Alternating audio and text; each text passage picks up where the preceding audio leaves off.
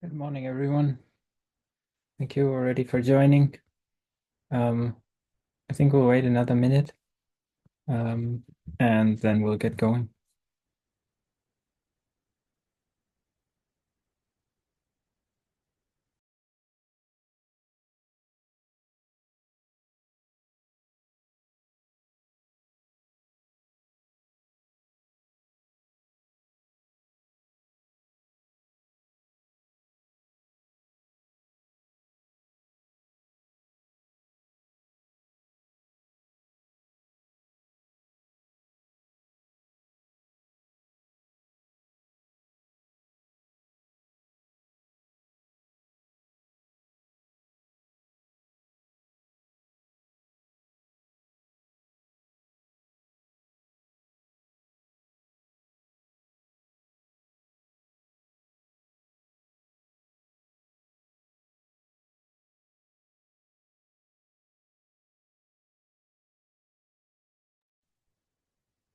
All right, it looks like the number is stabilizing, so I'm going to see if I can replace the screen share with my own. And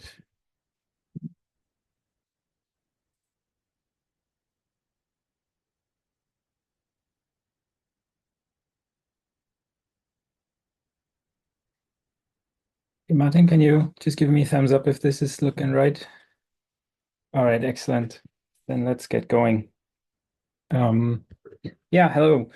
Welcome to our session inside the CLIMAAX handbook, or well, toolbox. It was announced, enhancing the regional climate risk assessment. So I am Christopher Polster. I'm from ECMWF. We're one of the partners in the CLIMAAX project, and I'm joined by Martin Kuban, who is the lead developer of one of our workflows inside of our toolbox. And yeah, we'd like to give you a bit of an insight into what CLIMAAX is, what this handbook, this toolbox is that we're developing, and how you can sort of access our resources, and engage with them, sort of make them your own, and what exactly they actually are, and can offer you. So yeah, thank you to the organizers for inviting us, of course, and just to give a very brief overview of what we are. So CLIMAAX is a 4-year Horizon Europe project, and we've been going since January 2023. So we're in our second year now. We're part of the EU mission on adaptation to climate change. And our main contribution is on harmonization and consolidation of climate risk assessment practice. So I think that fits very well into the theme of this webinar, where standardization is a very important point. And the way that we're approaching this is essentially through three different approaches. First of all, there's financial support, there's second, analytical, and third, there's practical support. So um, what we started out in the project with is 5 pilot regions that we essentially developed our toolbox with, in close collaboration. And now, after having our first open call, we are joined by 32 further regions that receive funding through the cascading fund of the CLIMAAX project. You can see them highlighted on the map here. This was just recently announced, and they will properly start in October, to sort of use the CLIMAAX methodology for climate risk assessment. And incidentally, the second open call is running at the moment, and will continue to do so until 15th of October. So if that's something that might be relevant to you, feel free to go to our website and see things like the how to apply and the eligibility criteria. And so we're expecting to be joined by another about 30 regions, that will be especially supported to use the CLIMAAX methodology. Um, and but so the thing is that the CLIMAAX methodology is not just available to sort of the regions that join us specifically in the project, but it's something that we share with everyone. And so we are sort of collecting all of this in what we call the handbook. which is our main resource for climate risk assessment and sort of at the core of the project in that way. And it contains a conceptual framework for climate risk assessment. So this is sort of, yeah, in a way, theoretical guidance, but targeted at actually putting this into practice in a way that you have sort of guiding questions in there that you can sort of go through step by step in order to work through this framework. We have quantitative workflows where you're actually getting into contact with data, you're processing this data in order to get a quantitative assessment. And this is what we'll be focusing on today. And the handbook also contains quite a bit of supporting information that sort of just helps users actually implement these things by providing like technical documentation and so on. And as I mentioned, all of this is open source. So this is not restricted to the regions that we're directly supporting, but anyone can use this, anyone can access these resources. So if you just go to handbook.climax.eu, and I will post links later in the chat, then you can already go to this website and have a look at what we're offering. So like I said, the one of the parts is the framework, which is sort of a conceptual guidance for how to conduct a climate risk assessment. It's a 5-step process that you're going through, and there's lots of illustrations and some examples and description texts and so on, and in the handbook that really support users to go through this framework.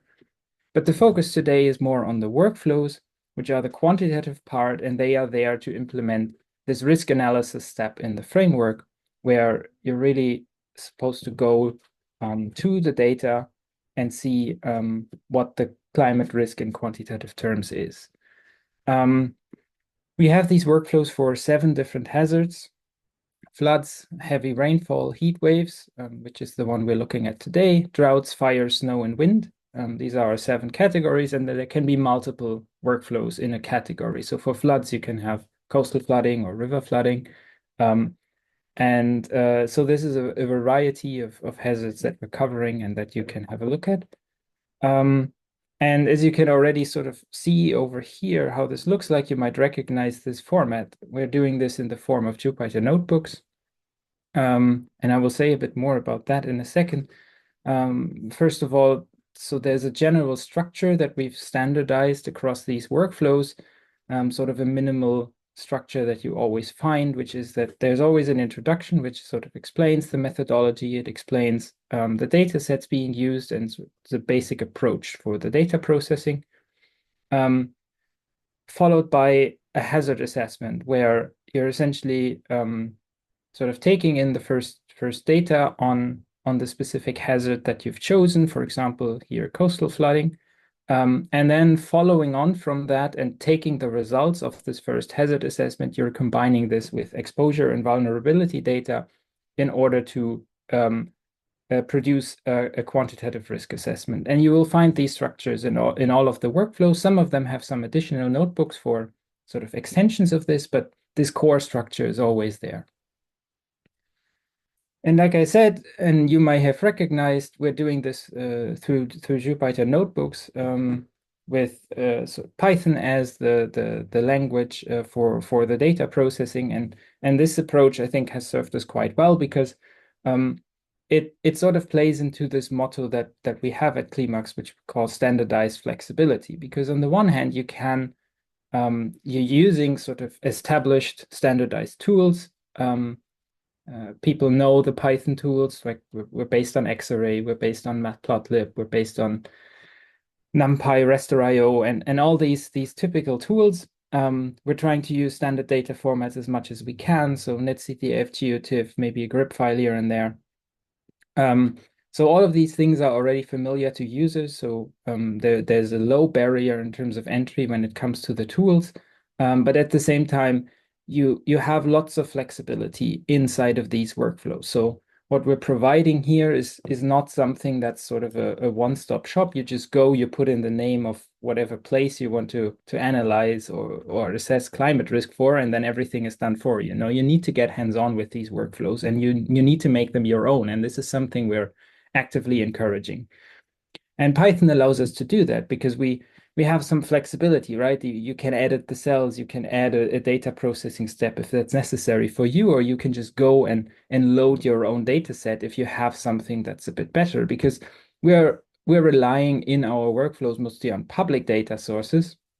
But if a user is doing a climate risk assessment for a specific region, they might have a higher resolution data set for that region, or a data set that's not publicly available, but they still want to utilize. And having this approach where you're essentially in sort of a sandbox programmatic environment, you can actually include this. And because we're, of course, open source, we've chosen that to distribute all of this via Git, which also makes it easy to update this. It makes it easy for us to collaborate on these workflows and provide updates, work together on them. And so everything we produce essentially you can find on GitHub, but it's also integrated into the handbook, where we render these Jupyter notebooks in a static version for people to sort of explore. And so if you want to get hands-on with these, and unfortunately we might not have the time to do this in this session explicitly, but I do want to strongly encourage you on getting hands-on with these workflows, especially the heatwave one that you're going to see in a second. Then we have documentation about that in the handbook. Essentially, you need to grab the repository, set up the Python environment, and we do provide guidance on how to do that, and then launch some Jupyter Lab interface. This can be the built-in Jupyter Lab. It can be an institutional one that you have, or VS Code, whatever you're using. And as I said, all of this is on GitHub, so I will share the link in a second again, but if you go to github.com/CLIMAAX, which is our organization, and then you have different repositories for hazards, you always find the same standardized page in the beginning, where you have links to the handbook for more documentation, but you also find all the files. Like I said, for the Python environment setup, you find environment specifications that you can just hand over to Conda, and it will install all the packages you need. So we're trying to make this not too complicated. And yeah, in the end, you start your Jupyter Lab interface and you can get going with the notebooks. One alternative, and this is something that you might want to try first, although it doesn't necessarily work for all of our workflows, because the sessions provided by the service are only temporary, and there's often not enough space to run these workflows because we're sometimes processing rather large data sets, is Binder. So on all of the GitHub pages, you will find this launch Binder button. Be a bit careful with the ones we still have in the notebooks. There's a big update coming on 1st of October, and we haven't replaced all of them yet, but they will be replaced on 1st of October. And some of them don't work anymore because we've recently changed how we are launching this. But if you go through the one on the README pages on GitHub, they always work. So this is sort of a free service where you can launch Jupyter sessions in the cloud, and many of our workflows actually can be tried out in there. But as I said, these are temporary sessions. Nothing is saved, so you will lose anything that you've done at the end of the session. And I think it kicks you out after 10 minutes too. So if you're downloading something that takes an hour or so, it's probably not the way to go forward. But if you just want to try out these workflows and see what they are, play around with them a little bit, this is a great way to do it. So I'm going to sum up here and then head over to Martin for the demonstration of the workflow, or we can actually have maybe one or two questions in between.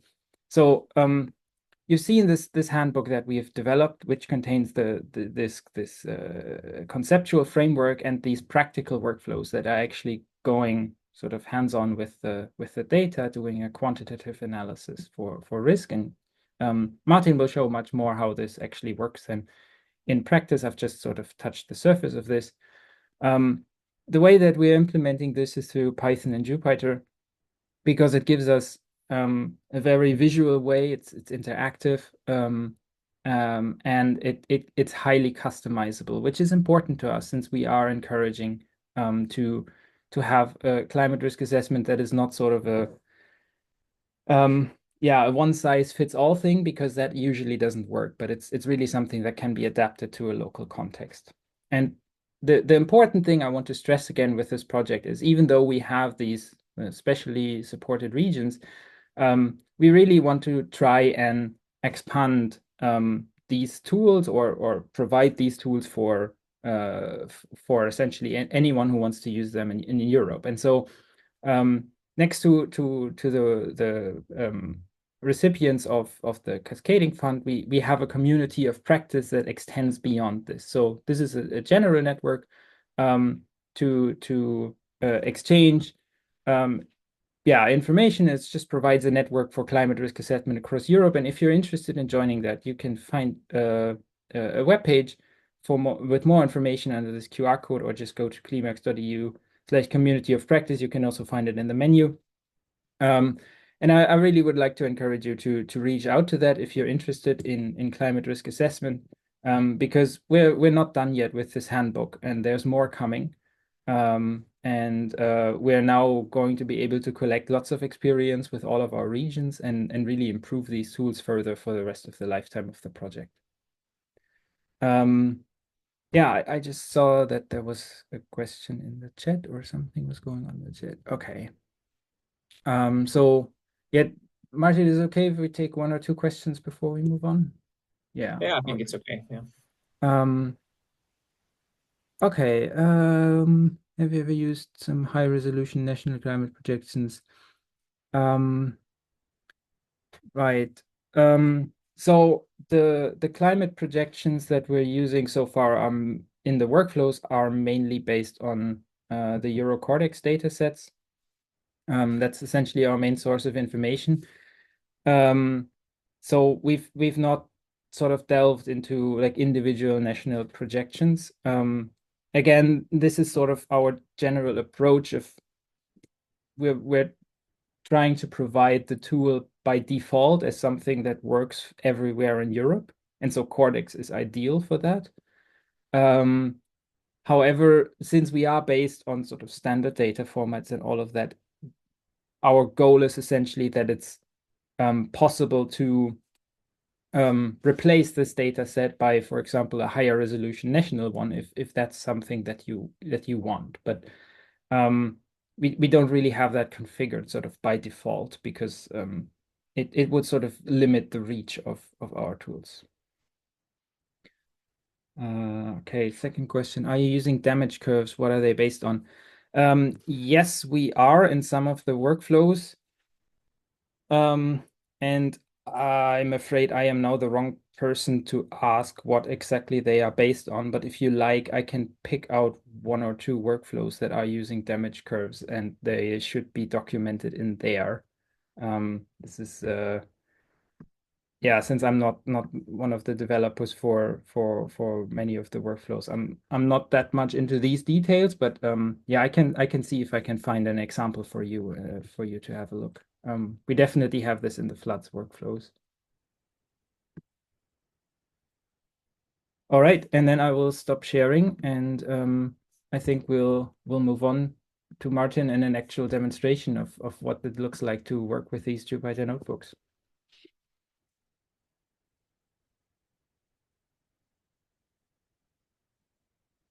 All right, I can see your presentation, Martin. Not anymore, though.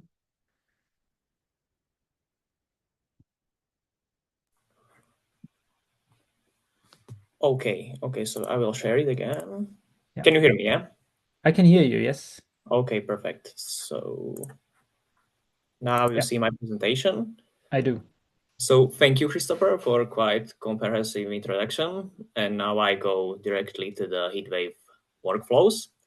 We have three heatwave workflows in total. And first one is the hazard assessment. The hazard assessment is based on the EuroHeat methodology and the XCLIM methodology. The both are using the Eurocordex data, but the EuroHeat using the models ensemble, but these data are in a yearly step, and the XCLIM methodology using the data in a daily step. So we are using but only one regional model because of the volume of the data that you need for the whole calculations there. And the results from both these workflows are the frequency of the heat wave occurrence for years You will see it directly in notebooks that I will show you in a second. But the XCLIM methodology, that's why they are using the daily data, provided also the results of the duration of the heat waves. Then we have the risk assessment on the local level and the risk assessment on the regional level. The risk assessment on the local level is based on the observed data, so we are not using the projections, but these data are in a high resolution, like 30 meters grid, and using the remote sensing data and combine the identification of the heat islands with the identification of the vulnerable population groups.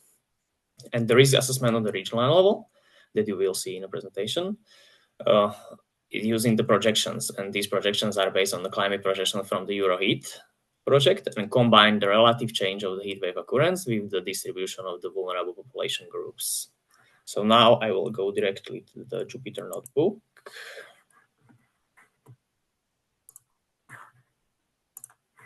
Okay, I will share it. Okay, perfect. So this is how it looks like, basically. It is, as Christopher told you at the beginning, it is all in the Jupyter Notebook environment. So this one is the heat wave risk assessment on the regional level. We are using in this example the Catalonia region. So at the beginning of each workflow, you have a description of which data you are assessing. You have also the source of the data, with the hyperlink where you can see this data. Also, you have the highlight, the things that you need to be careful with, of how to understand the results, or what are the possible uncertainties of the data, and etc. So we can go directly to that. So the first step of this workflow is the preparation work. So we need to load all the libraries that you are need for this workflow. And these libraries are powerful, and you can use it for the Python, which some of them are used for the data handling, some of them are using for the data plotting, etc. So in the first step, I can go live. So I will load the libraries. In the next step, you need to create the directory structure. So you need to create the directory structure on your personal computer, where you will save the data and also load the data from. So in the next step, you will download the data. The first data that we need to download is the administrative borders that we want to use for the whole analysis. You can download it. I already pre-downloaded it because it takes some time, so I will not download it now. So for this example, we select the Spain, but we do not want to use the whole Spain area, but we want to use only the sub-region, which is the Catalonia. So you can select the sub-region, and you can choose whichever you want within the whole Spain. I will not run it again because I already ran it before. And I think it's important to see all the code behind. It can quite scare you, but if you plan to use it, you will see it anyway. So in the next step, we extract the bounding box for the other data that we will be using, and the other data are the hazard data that we will be using in this workflow. And in these hazard data are the Euroheat hazard data for this part. So you can download the data with the API from the Copernicus Climate Data Store. It takes some time, maybe 20 minutes for the whole Europe. You cannot unfortunately download the data only for the specific region, but you need to download it for the whole Europe. And then in the next steps, you need to clip it to your area. So in this step, we clip it for our area and then select the time periods for the comparison. So we select the reference period and 2 projections periods, like near future and the farther future. Then you start the calculation process. So you clip you clip the area that you want to use for this analysis and calculate the relative change of the heat wave occurrence for the future. So it's quite a long code, but you don't need to be scared. You don't need to change anything. You just need to change the area that you want to calculate for. So it is all automatic and just run it. So you have the four maps as a result of this. And the first one shows the heat wave occurrence of the relative change for the RCP 4.5. This is the first row, and 8.5 is the second row. The results are described in a percentage of change for each region within the Catalonia.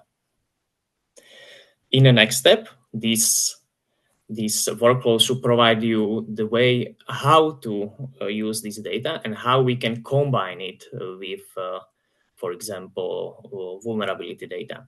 So in the next step, we just reclassify these percentages to the equal interval classes from 1 to 10, from very low to very high. So it is quite the same. In the next step, you will see why we are doing this reclassification. So now we have basically the same result, but we don't see the percentage, but we see only the classes from 1 to 10. Okay, in the next step, we download the vulnerable population data. As Christopher told you, this is quite depends on you. You can use the data which we are providing for this. So you can download it from the World Pop webpage. So as you have here, you have the whole description of the process that you need to do for the downloading of the data, selecting of the vulnerable population. As a vulnerable population for this workflow, we are using the people younger than 5 years of age and older than 65 years of age. And you can download it for the whole Europe. I think it's not only the Europe, but the worldwide. So you download the data. In the next step, you just load it, processing it through, and you display the data for your region. For the Catalonia, it's quite obvious that the cities like Barcelona, for example, will have the highest concentration of the vulnerable population density. But as I said before, you can use your own data if you have a better data of the distribution of the vulnerable population density for your regions. You can use it; it's completely okay. We also reclassify it from 1 to 10 in the next step. And this is why we did this, because we want to use this data in simple risk metrics, which combines the magnitude of change in a heat wave occurrence from 1 to 10 with the vulnerable population density from 1 to 10. And then we just combine these two data and plot the results for the Catalonia, where you can see the relative change of the risk to the vulnerable population groups for RCP 4.5, which is the first row, and for the RCP 8.5, which is the second row. These results you can update based on the climate scenario that you use. You can use your own. You can use the Cortex data, which we are providing. Or, as I said before, you can change also the vulnerability data. So this is the simple way how you can combine this kind of data. You have also the conclusion, how you can understand this result, what are the main area for arts and entries in these steps, and that's all. As I see that we have a time now, so I can guide you through another risk assessment, which will be much higher resolution, which will be on a local level. So this one is for regional, and this one is for local level. So here we are not using the climate projections, but we are using the satellite derived data, which are in a much higher resolution. As I said, it's in a 30 by 30 meters grid. And this notebook will also show you the possibility how you can combine this kind of data with the vulnerability data of the population groups. So the process is quite the same. You need to do preparation work of downloading and installing all the packages, create the directory structure. And in the next step, we'll just provide you the overview of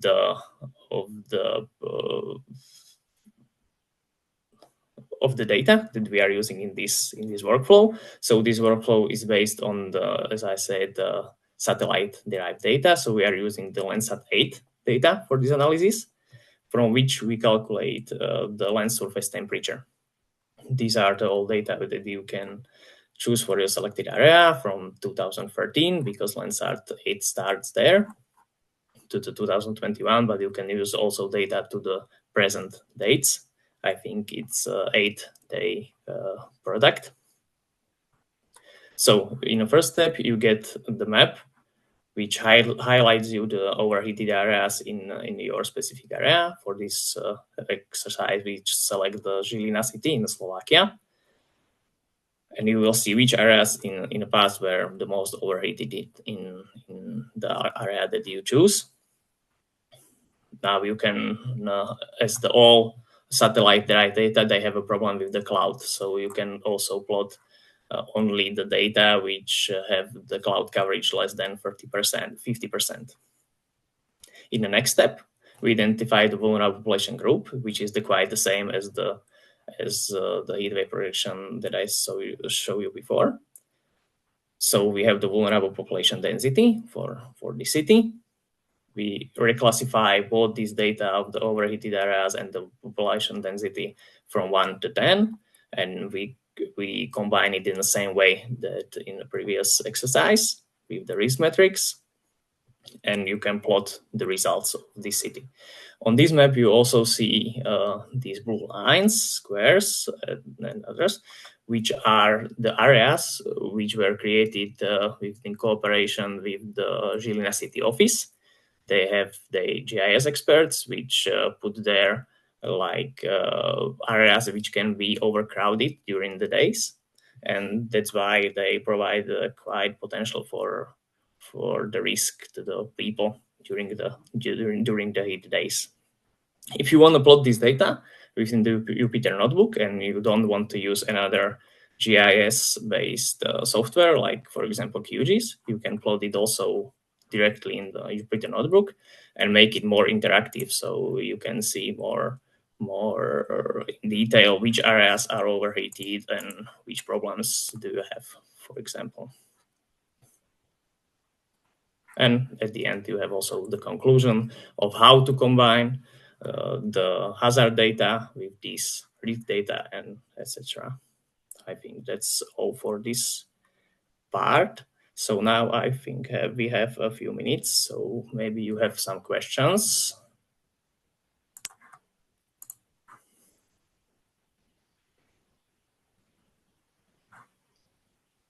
Okay, Maria. Yes, thank you. Very interesting. If we have time, just quickly to ask a question about the Landsat 8 data. Yes. We have been playing with CLIMAAX toolkit, and it's great. Thank you for developing it.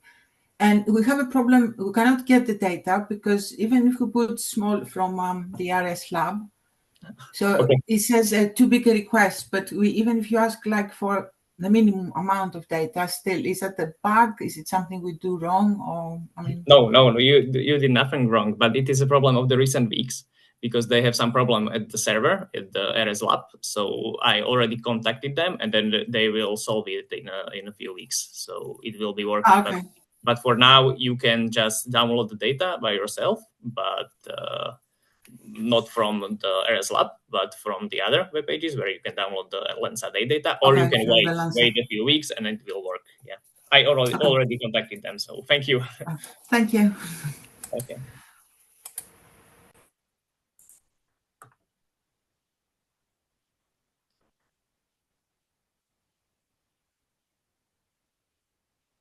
Okay, we have another question from, I don't see last example in GitHub. It is a different. You mean this risk assessment on the local level? I think it's there. Maybe there is not a local level at the end, but it is the heatwave risk assessment. So maybe that's what misleads you. Yeah, Christopher, I think it is there, yeah? We have it on GitHub.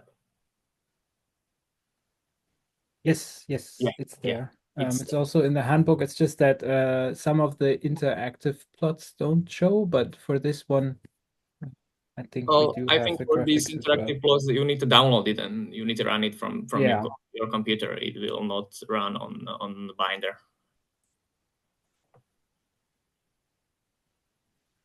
I've picked out the links to these specifically.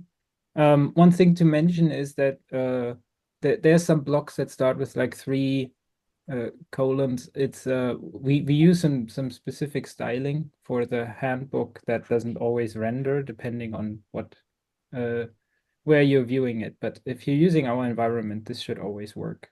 And actually, while we do have some time and currently no question open, let me go back to sharing one of my screens because I would like to just show how this works with the binder. So if you're on our GitHub page, so we've got our CLIMAAX organization.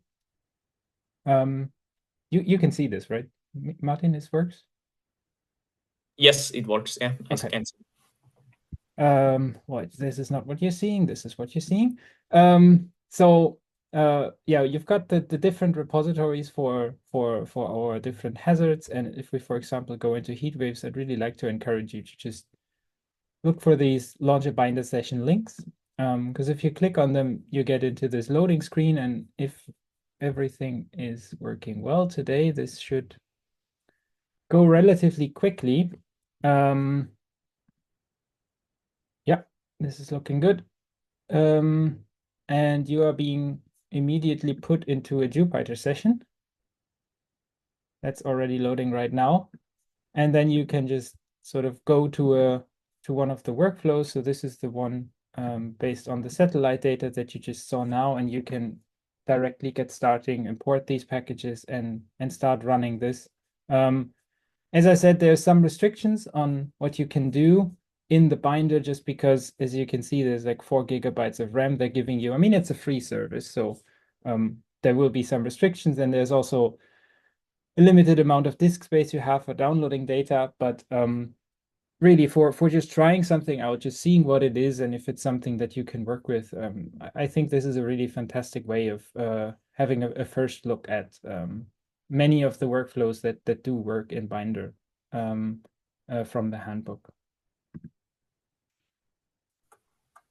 I think for the binder, it's the regional level more suitable because this local level had much more data for downloading and much more volume of the data. So Yeah. it'll be more easy to run it there. Okay, I think we are quite in time. Yes, and we have one last question that we can Yeah. address from Harald. Yeah, so have you thought about trying to set up a dashboard, which could be an easier way to use this tool? Not everyone's an expert in Python and using Jupyter notebooks. Yes, so this is a discussion that we have had multiple times, and in a future update of the handbook, we will provide at least some of the data. Also in the form of a dashboard. We have a prototype of that product already, but it it's just that it doesn't completely fulfill sort of what we are trying to do with being able to really adapt this to the local context and being able to bring your own data. And sure, there's a certain barrier to entry, but what we generally make sure is that if you get one of our notebooks and you find a place to run it, and as I said, we provide instruction for that, you essentially can just go from top to bottom all the way through, and this should work. Like the default is always that there is data sets already there and they always work. You do not have to bring your own data, but you're able to bring your own data. But of course, if you've never used Python before, it is probably a bit daring to really go in with these. But as I said, if you've got a little bit of a yeah, if you an idea of basically how you do this, you've sort of worked with this a little bit before, then I think it's good enough to get going.